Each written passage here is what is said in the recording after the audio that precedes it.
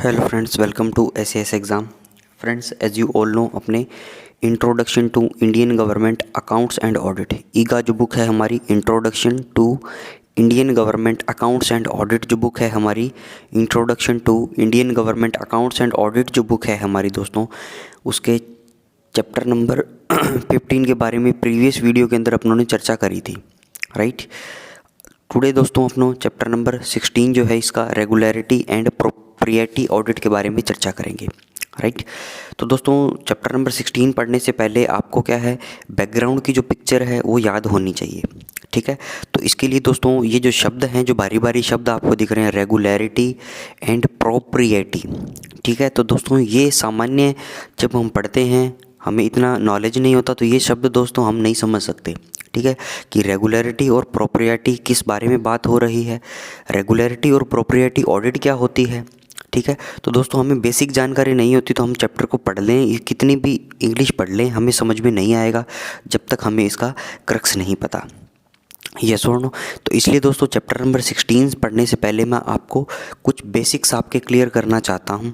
कुछ दोस्तों चीज़ें कनेक्ट करनी पड़ेगी, ठीक है। और दोस्तों आपको ये पता होना चाहिए हम पिक्चर के कौन से पार्ट में हैं, हम फर्स्ट हाफ में हैं, हम इंटरवल में हैं, हम दोस्तों क्या सेकंड हाफ में है या क्लाइमैक्स आने वाला है, ठीक है। तो पिक्चर के दोस्तों कौन से हिस्से में हैं, मूवी के कौन से हिस्से में हैं दोस्तों, वो चीज़ें भी आपको पता होनी चाहिए, ठीक है। तो दोस्तों वो चीज़ें पढ़ने के लिए आपको क्या है, इसकी थोड़ी सी बेसिक जानकारी लेनी पड़ेगी। तो वो बेसिक जानकारी अपने दोस्तों लेते हैं। तो अब देखिए दोस्तों, अपने रफ पेज के अंदर बेसिक चीज़ें पढ़ते हैं अपने, ठीक है, कि ऑडिट क्या है, प्रोप्रिएटी ऑडिट क्या है, रेगुलरिटी ऑडिट क्या है, वो बाद की बातें हैं, ठीक है। बेसिक्स दोस्तों क्या होता है, गवर्नमेंट है, ठीक है। गवर्नमेंट है दोस्तों, सरकार है, या दोस्तों कोई राजा है, या कोई दोस्तों गवर्नमेंट है या सरकार है, या कोई दोस्तों राजा है जो अपनी प्रजा के लिए काम करता है। तो दोस्तों ये काम कैसे करते हैं, काम कैसे करते हैं, इनके काम करने का तरीका क्या है। तो दोस्तों कोई भी सरकार को देश चलाना है, कोई भी राजा को दोस्तों प्रजा चलानी है, तो सबसे पहले दोस्तों उनको धन की ज़रूरत है, उनको पैसे की ज़रूरत है, दोस्तों राजस्व की ज़रूरत है, ठीक है। दोस्तों बिना पैसे तो कुछ काम नहीं होगा, राइट। तो ये क्या करते हैं दोस्तों, पैसा जो है जनता से लिया जाता है, कर के रूप में वसूल किया जाता है। दोस्तों जनता से पैसा लिया जाता है, लोगों से पैसा लिया जाता है, प्रजा से दोस्तों पैसा लिया जाता है, गवर्नमेंट दोस्तों लोगों से पैसा लेती है, कर को वसूल करती है, और विभिन्न प्रकार के टैक्सेस के अलावा भी चीज़ें होती है जिससे पैसा वसूल किया जाता है, ठीक है। और दोस्तों फिर खर्चा किया जाता है, एक्सपेंडिचर किया जाता है, ठीक है। पैसा लिया, खर्चा किया, पैसा लिया, खर्चा किया, ठीक है। अब दोस्तों पैसा लेना, टैक्सेस से ले लिया, मान लो इजी से इजी बात। एक्सपेंडिचर करना मतलब इससे दोस्तों फिर इसके बैकग्राउंड में आपके वो छोटी मूवी चलनी चाहिए जो consolidated fund of India, contingency fund of India, public account of India. Contingency fund of India से पैसा कैसे निकलेगा, पार्लियामेंट में वोटिंग होगी दोस्तों, बजट पेश होगा, वहाँ पे दोस्तों पार्लियामेंट में वोटिंग पेश होगी, बजट पेश होगा, अप्रोप्रिएशन बिल बनेगा, अप्रोप्रिएशन एक्ट बनेगा, प्रेसिडेंट के साइन होंगे, फिर दोस्तों यहाँ से पैसा निकलेगा। तो इस प्रकार से दोस्तों एक्सपेंडिचर के पीछे ये बैकग्राउंड में ये पिक्चर चलेगी आपके, ठीक है। पैसा आया दोस्तों, पैसा खर्चा किया। अब दोस्तों ये पैसा खर्च सही हुआ है या नहीं हुआ, या जिस काम के लिए पैसा मांगा था क्या उसी काम पे पैसा खर्च किया है, तो दोस्तों उसकी जांच करने के लिए, खर्चों की जांच करने के लिए दोस्तों, खर्चों की जांच करने के लिए एक स्वायत्त संस्था, एक स्वायत्त संस्था दोस्तों जिसको बोलता हूँ इंडिपेंडेंट, इंग्लिश मीडियम वालों के लिए इंडिपेंडेंट बॉडी की नेसेसिटी है, ज़रूरत है। दोस्तों खर्चों की जांच करने के लिए एक स्वायत्त संस्था, एक इंडिपेंडेंट बॉडी की ज़रूरत है, इंडिपेंडेंट बॉडी की नेसेसिटी है। और दोस्तों इस एजेंसी को मैं क्या बोलता हूँ, that is known as audit agency, ठीक है, लेखा परीक्षा करने वाली एजेंसी, राइट। तो ये दोस्तों ये जो था ये पिक्चर का फर्स्ट हाफ था, ठीक है। दोस्तों पिक्चर जो देखने अपने जाते हैं मूवी में, कोई भी पिक्चर होती है दोस्तों वो 3 पार्ट में होती है, फर्स्ट हाफ, इंटरवल और दोस्तों सेकंड हाफ, ठीक है। या चौथा भाग मानो तो आप क्लाइमैक्स मान सकते हो, ठीक है। तो दोस्तों फर्स्ट हाफ कंप्लीट हो गया, सरकार थी, राजा था, काम कैसे करेंगे, देश को कैसे चलाएंगे, प्रजा को कैसे चलाएंगे दोस्तों, पैसे से तो चलाएंगे भैया। पैसा आएगा पैसा जाएगा, ठीक है। पैसा जाएगा तो दोस्तों खर्चे जो होंगे उसकी जांच करने के लिए एक स्वायत्त संस्था की ज़रूरत होगी जो इंडिपेंडेंटली खर्चों की जांच कर सके कि खर्चा जिस काम के लिए लिया था क्या खर्चा उसी काम पे खर्च हो रहा है, ये सुनो। तो ये इन चीज़ों की जांच करने के लिए दोस्तों एक इंडिपेंडेंट बॉडी की ज़रूरत थी, ठीक है। तो दोस्तों इंडिपेंडेंट बॉडी को ही क्या बोलता हूँ मैं, ऑडिट एजेंसी बोलता हूँ, ठीक है। तो ये दोस्तों मेरा फर्स्ट हाफ कंप्लीट हुआ, ठीक है। अब दोस्तों ऑडिट तो हो गई, मान लो ऑडिट आ गई, ऑडिट एजेंसी आ गई कि भैया ऑडिट करनी है हमें। लेकिन दोस्तों ऑडिट करनी कैसे है, दोस्तों ऑडिट करनी कैसे है? अरे दोस्तों ऑडिट करनी है आपको रेगुलरिटी और प्रोप्रिएटी के हिसाब से, ठीक है। ये दोस्तों चैप्टर नंबर 16 स्टार्ट हुआ हमारा सेकंड हाफ में, ठीक है। अब दोस्तों अपने इस लेवल पे हैं, ठीक है। गवर्नमेंट से दोस्तों अपने खर्चों पे आए, रिसिप्ट्स पे आए, फिर खर्चों की जांच के लिए, एक्सपेंडिचर की जांच के लिए एजेंसी पे आए, एजेंसी से दोस्तों ऑडिट एजेंसी पे आए, ऑडिट एजेंसी से दोस्तों अपने इस पे आए चैप्टर नंबर 16 पे कि ऑडिट जो है करनी कैसे है, रेगुलरिटी ऑडिट करनी है या प्रॉपर्टी ऑडिट करनी है, या इन दोनों में क्या फ़र्क है, ठीक है। तो इस चीज़ को दोस्तों बहुत ध्यान से समझने की ज़रूरत है, ठीक है। तो दोस्तों रेगुलरिटी को हिंदी में क्या बोलते हैं अपने, नियमित, या दोस्तों नियमितता भी बोल सकते हैं इसको, ठीक है, नियमित या नियमितता, ठीक है। दोस्तों प्रॉपर्टी को जब आप सर्च करोगे तो इसको बोलते हैं दोस्तों औचित्य, औचित्य। इसको हिंदी में क्या बोलते हैं दोस्तों, औचित्य बोलते हैं, राइट। एक हुआ दोस्तों नियमितता, एक हुआ दोस्तों औचित्य, ठीक है। और दोस्तों औचित्य के ऑब्लिक में मैं जस्टिफिकेशन भी लिख देता हूँ, ठीक है। इसको दोस्तों मैं क्या जस्टिफिकेशन के रूप में भी लिख देता हूँ। रेगुलरिटी दोस्तों नियमितता हुआ, रेगुलरिटी से दोस्तों आपको कहीं रूल नज़र नहीं आ रहा है, इसके अंदर रूल भी छिपा हुआ है, रूल से ही रेगुलरिटी बना है। रूल अगर दोस्तों अच्छे से होंगे, रेगुलर होंगे तो रेगुलरिटी हो गई। दोस्तों रूल अगर अच्छे से नहीं होंगे तो इर्रेगुलरिटी हो गई। दोस्तों मैं डेली आपको पढ़ा रहा हूँ तो मैं रेगुलर हूँ, ये मैंने नियम बनाया हूँ, मुझे डेली अपलोड करनी है क्लासेस, तो मैं क्या हूँ दोस्तों, रेगुलर हूँ, मैं सही हूँ। दोस्तों मैं इर्रेगुलर भी हो सकता हूँ, तो उसको क्या बोलेंगे, रूल का पालन नहीं कर रहा, मैं इर्रेगुलर हो गया, इर्रेगुलरिटी आ गई, ठीक है।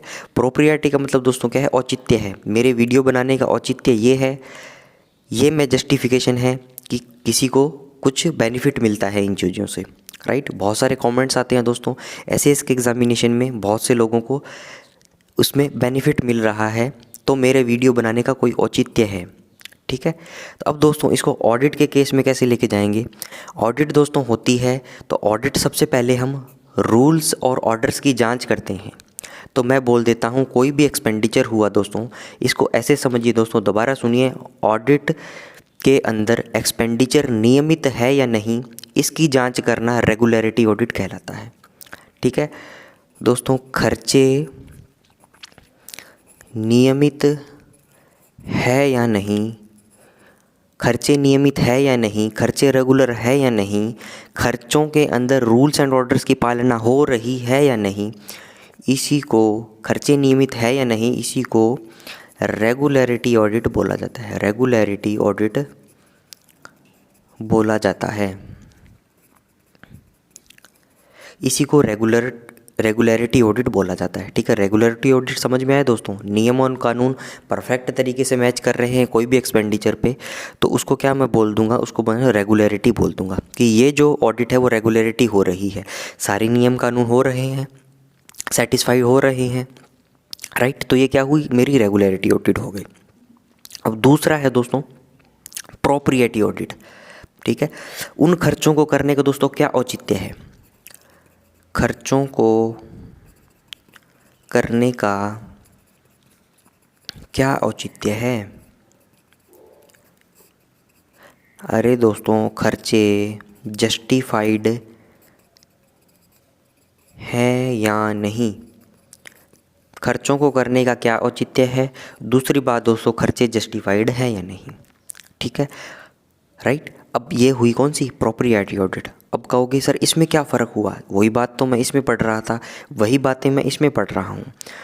तो दोस्तों फ़र्क ये है इसके अंदर कई खर्चे जो होते हैं वो नियमित हो सकते हैं, रूल्स एंड ऑर्डर्स की दोस्तों पालना कर सकते हैं, लेकिन वही खर्चे जस्टिफाइड हों, जस्टिफिकेशन उन पे हो, उनका औचित्य हो, वो ज़रूरी नहीं है।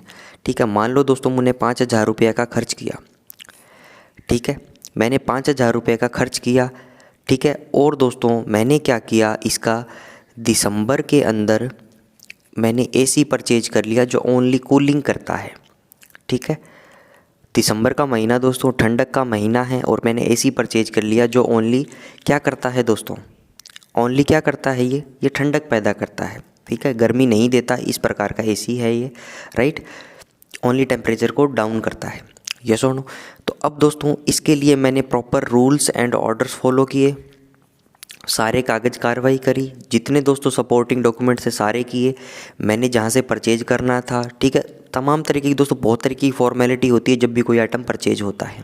ठीक है, ऑनलाइन परचेज किया, जैम से परचेज किया। ठीक है, तमाम तरीके की सैंक्शन ली मैंने हर तरीके से, लेकिन दोस्तों ये रेगुलरिटी तो हो सकती है इसके अंदर, रेगुलर तो है ये, लेकिन दोस्तों क्या ये जस्टिफाइड है दिसंबर के अंदर एसी को परचेज करना?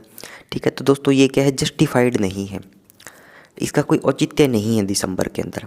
ठीक है, तो दोस्तों इस प्रकार की ऑडिट को क्या है, प्रोप्रिएटी ऑडिट बोला जाता है। ठीक है, हमें दोस्तों ऑडिट करनी है जब एक ऑडिटर का दिमाग कैसा होना चाहिए, एक दोस्तों ऑडिटर का दिमाग कैसा होना चाहिए, एक लेखा परीक्षक का दिमाग कैसा होना चाहिए, वो नियमों की तो जांच करेगा ही, इसके साथ साथ दोस्तों जो खर्चा हुआ है वो जस्टिफाइड है या नहीं, उसको करने का कोई औचित्य है या नहीं, उसकी जाँच करने की जिम्मेदारी भी एक लेखा परीक्षक की है। As simple as that. ठीक है, तो दोस्तों इन दोनों बातों के इर्द गिर्द ही जो है ये पूरा चैप्टर जो है हमें घुमाएगा। ठीक है, तमाम तरीके की दोस्तों बातें करेगा।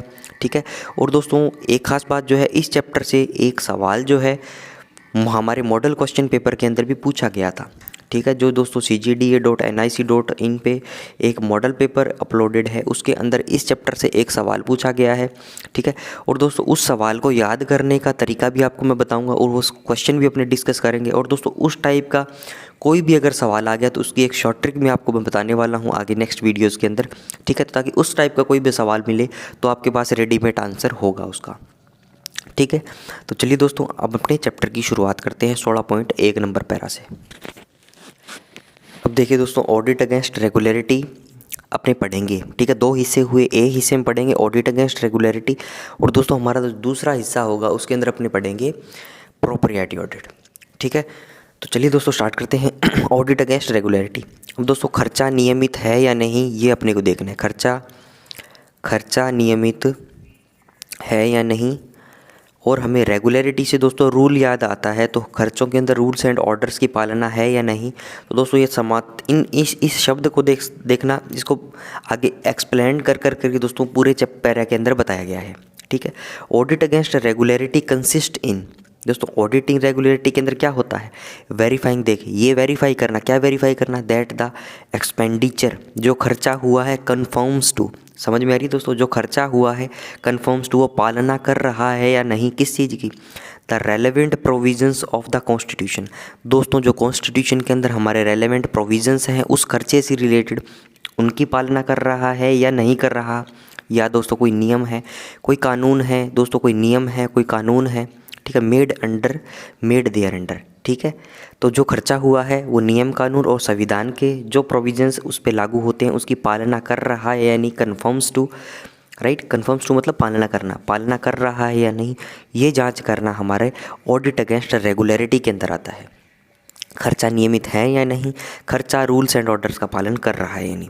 Expenditure is also in accordance with the financial rules, खर्चा दोस्तों फाइनेंशियल रूल्स को पालना करनी चाहिए, रेगुलेशंस की पालना करना चाहिए, और दोस्तों ऑर्डर्स जो हैं कॉम्पिटेंट अथॉरिटीज़ जो है इशू करती है उनकी पालना करना चाहिए, राइट।